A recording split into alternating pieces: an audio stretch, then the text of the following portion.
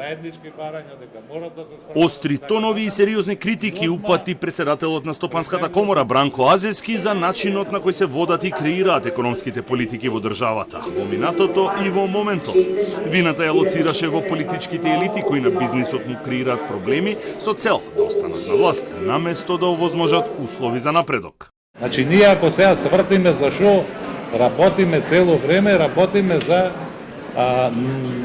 противење на воведување на нови давачки кои што не имаат срозено и срамнето со земја.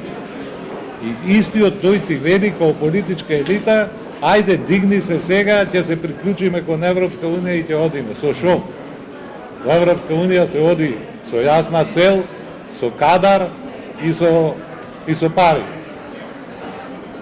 Тој ти врши секој ден зафаќање во джебот твој, на приватниот сектор, тој сака да оди со партиски кадрови во Бризел и тој оди со цел која што може да се менува према тренутните интереси на партија. Вице-премиерот Битиќи е дециден дека соработка има за разлика од минатото, но станува збор за две различни стојалишта и гледишта и нагласи дека мерките на владата немаат цел да направат штета на бизнис секторот. Тоа што е донесено во разговор со нив.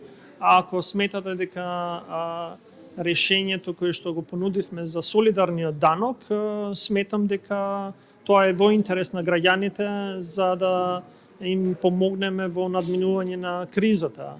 Ако 130 компании, значи целиот бизнис сектор, тогаш нека биде така, но бизнис секторот е 73.000 активни компании во државата.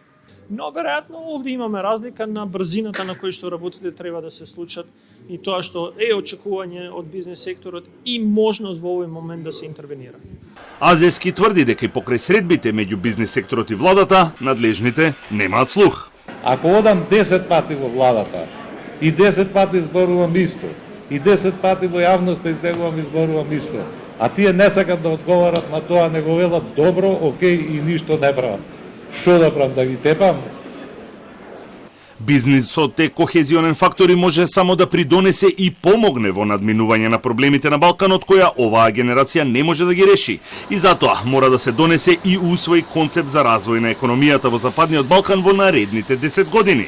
Фирмите да бидат конкурентни на европскиот пазар и да се запре миграцијата и одливот на кадар.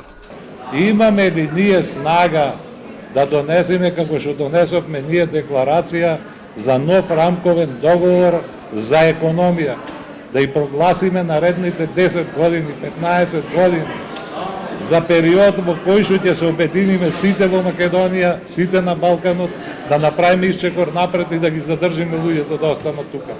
Денеска во Скопје се одржа регионална конференција на тема како да се обезбеди поголема соработка меѓу економиите од Западен Балкан, предизвици и можности, во организација на Стопанската комора, на која присуствуваа представници на бизнис секторот од повеќе држави во регионот.